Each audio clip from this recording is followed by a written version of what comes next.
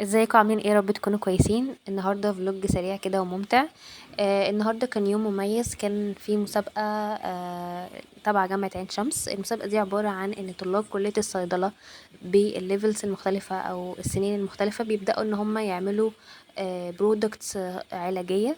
يعني يعملوا زي كده مستحضرات علاجيه مختلفه، ويبدأوا يعرضوها في جامعة عين شمس.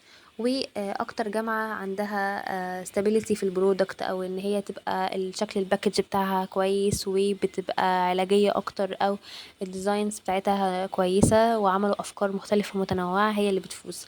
الجامعة بتاعت عين شمس بدأت تضم جامعات مختلفة زي جامعة 6 اكتوبر وجامعة MTI، واكيد طبعا جامعة عين شمس هتشارك، وجامعة السلام. كان يوم 11/11 المسابقة، وكان يوم مميز جدا وممتع.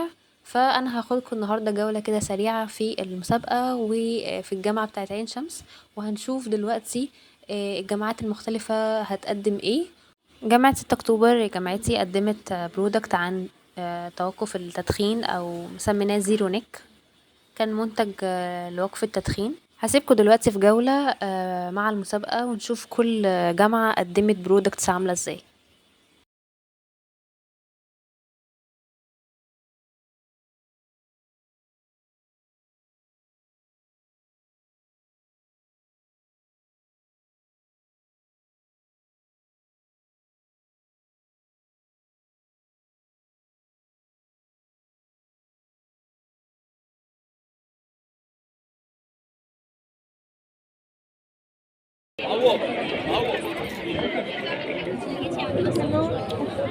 عرفينا بقى عن البرودكتس. احنا اوركيد. اوركيد دي زهرة. عارفاها. احنا طلعنا اول برودكت لينا هو زيت الشعر. زيت الشعر ده بيتكون من كذا زيت طبيعي، وهو يعني مجموعة زيوت مركزة. عادي لو طلعتك. مجموعة زيوت مركزة. ماشي يعني. بيستخدم من مرة، من مرتين لثلاث مرات في الأسبوع كحمام زيت، بس عشان طبعا التركيز بتاع الزيت نفسه ما يسببش قشرة أو أسنان. هو بيستخدم للتساقط والهيشان، كمان بيطلع البيبي هيرز، يعني في زيت خروة. عندنا تاني النيل سيرم. النيل سيرم ده فيه زيتين مهمين جدا، هو الليمون والثوم. وما تتخضيش من الثوم، هي الثوم ايوه دي يعني هيبقى ليه ريحة ولا؟ لا ملوش ريحة. اعتقد هي دي مش توم. عن تجربة شخصية بجد، وعن تجارب كتير يعني جدا. بقالنا سنة ونص. بس حلو الباكج قوي بتاعك وعجبني يعني. وده شمع؟ ده شغل. هما بيعملوا ايه بجد؟ دي ريحة فيكتوريا. ريحته جميلة. دي ريحة فراولة. الحتة دي واضحة قوي. ده بجد. وفي دي ايس كريم او توفي، يعني شوفي تحسي ان هو في ناس سويت شوية يعني، بالظبط. شوجري كده. تحفة بصراحة. بس كده. تحبي تعرفي الأسعار؟ يا ريت. الزيت ب150 بدل 170 اوفر النهارده. النيل سيرم ب100. تمام ماشي. ب100. والكاندلز في نوعين من الشمع. ده شمع يعني صناعي، فب150، وفي اللي هو الطبيعي ده ب200. شكرا لك قوي يعني. كانت جامعة عين شمس اللي مقدمة البرودكتس دي.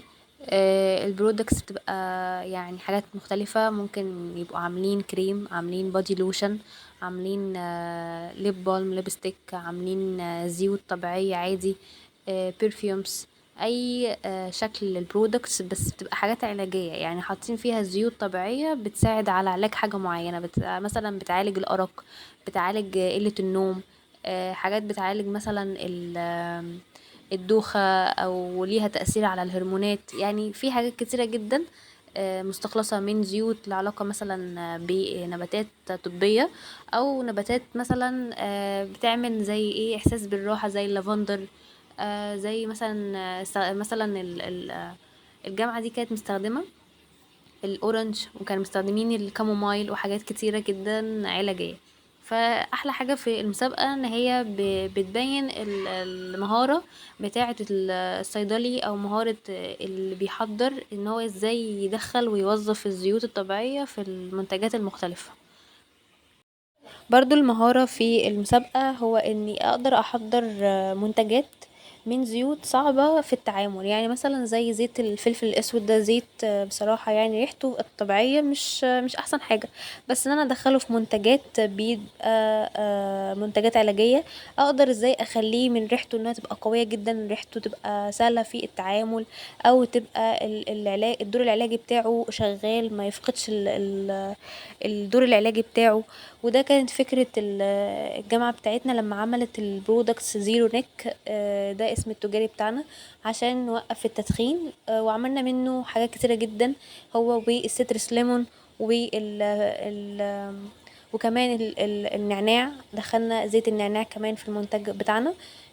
وكان الاستابيليتي او الثبات بتاعة البرودكت ديت برضو حاجة مهمة جدا الدكاترة ركزوا معانا فيها عشان دي حاجة علاجية، ولو الموضوع اتطور ممكن ننزله في السوق. انا كنت ليا دور في تحضير المنتج دوت، يعني كنت جزء في الفورميوليتور يعني الصيادلة اللي بيحضروا، وفهمت جدا ازاي اقدر احافظ على ثبات بتاعة الزيوت فترة طويلة في المنتج ده، لان احنا كمان عملنا من الفلفل الاسود الزيت وزيت النعناع وزيت السيترس ليمون، عملنا زي جم كده او زي اللبان، وعملنا كريم، وعملنا بادي لوشن وبرفيومز، والحاجات دي كلها هيستخدموها المدخنين عشان يوقفوا التدخين. الجامعة بتاعتي فازت بأحسن فورميوليشن أو أحسن تحضيرة، وجامعة ال MTI فازت بأحسن أشكال البرودكت أو الباكج. كل جامعة بيبقى ليها يعني بتفوز بحاجة معينة، مثلا اللي بتفوز بقى بالبوسترز أو اللي هي عبارة عن البوسترز زي اللي انتوا شايفينه ده، عبارة كده عن حاجة بتوصف الدراج مثلا أو توصف الدواء. انت واخد زي فكره الكابيلاري اكشن بالظبط اهي، لو انت واخد بالك تفضل تطلع بقى، بس احنا عشان لسه حاطينها دلوقتي فما كملتش. تفضل بقى سنة كام؟ احنا خمسه ورابعه وثانيه مش تالتة؟ تالتة كل ليفل خدت الكابيلاري اكشن في الكروماتوجرافي فيه؟ ايوه ايوه بس ده في سنة تانية مش تالتة. عندكم الفايت في تالتة ولا تانية؟ احنا السنة دي الثيم بتاعنا طبعا ان احنا نعمل ميديكيتد برفيوم، فاحنا بنتريت انسومنيا، وقررنا ان احنا نختار أليس ان وندرلاند ده الكفيف بتاعنا، فاستخدمنا 3 اويلز تريت انسومنيا، لافندر وسادر وود وكامومايل. في الفورميليشن عندنا بيلو ماست وروم ماست وبودي ماست. البيلو ماست ده بيترش على المخدة قبل ما تنام بربع ساعة عشان البودي ماست في 3 اويلز، في شكلك تحفة. وكمان عندنا في صندل والسادر وود برضه برشه على الروم. ايه الستريمر ده؟ والله العظيم عمري ما سمعت عنه. ده اللي كان عمال عليه. ايوه انا هبخبخ ليه؟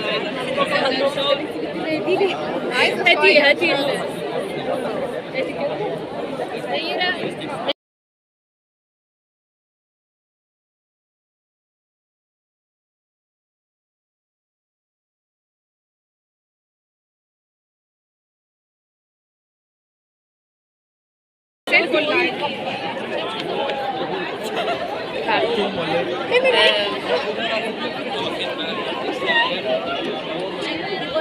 قوي.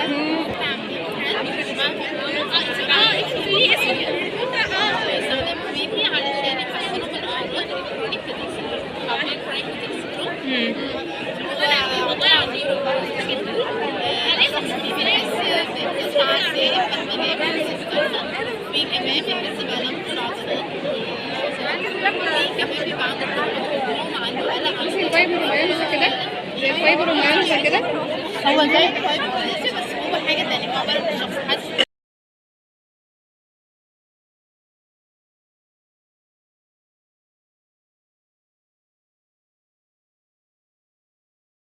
هو كان يوم مميز جدا واستفدت جدا من التجربة، من بداية التحضير ومن بداية تكوين البرودكتس وازاي نحضر. بجد كان تجربة كويسة جدا واستفدت منها كتير.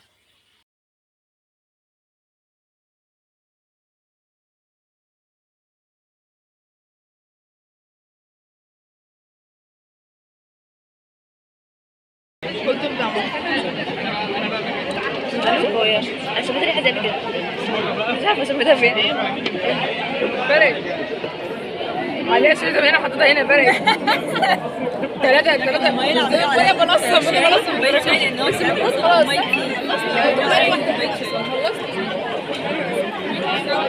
اتمنى يكون الفيديو عجبكم. انا حاولت اشارك معاكم معظم الجامعات اللي كانت موجودة، ووريتكم كل البرودكتس اللي هم عاملينها تقريبا. البرودكتس دي بتبقى هم حاطين لها سعر، فممكن اللي يبقى عايز يجي المسابقة عشان يشتري بيبقى عادي جدا، الموضوع بيبقى سهل. واتمنى يكون الفيديو عجبكم، وكانت جولة لذيذة كده، واشوفكم فيديو تاني ان شاء الله.